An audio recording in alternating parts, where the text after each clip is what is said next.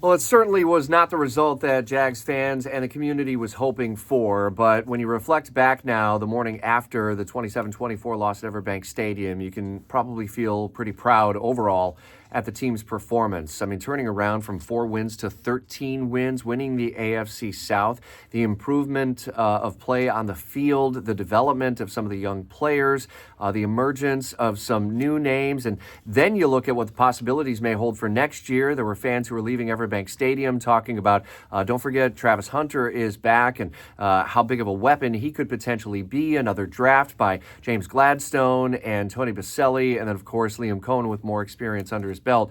The future looks very bright for these Jacksonville Jaguars, but it certainly does not it doesn't necessarily replace, rather, the disappointment that fans were feeling as they were leaving. Seemingly very respectful, as well as those Buffalo fans who were loud and boisterous, certainly a lot of chants of "Let's go Buffalo" throughout Everbank Stadium. But Duval did sure turn out on a beautiful Sunday in the end. It started off a little bit on the wet side. That front came through, and it brings much cooler air now for the rest of the week.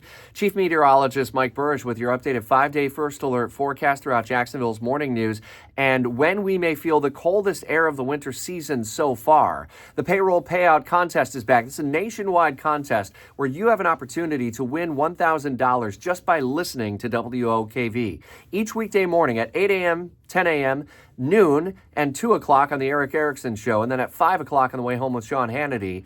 Listen for the payroll payout keyword, and make sure you've downloaded or updated the WOKV app on your smartphone. If you have automatic updates, that's fine. And just make sure you put that word into the WOKV app once you hear the payroll payout word at that moment. And best of luck, and thanks to our friends at Fence Outlet for supporting it. A number of stories that are making news beyond the Jaguars' loss and the cold this morning. We're on the eve of the start of the Florida legislative session. Some of the top storylines and top issues that we will follow. And Jacksonville has seen its third officer-involved shooting, this time in the overnight hours. And Sheriff T.K. Waters with a message to anyone out there saying, if you point a gun at police, police will shoot back.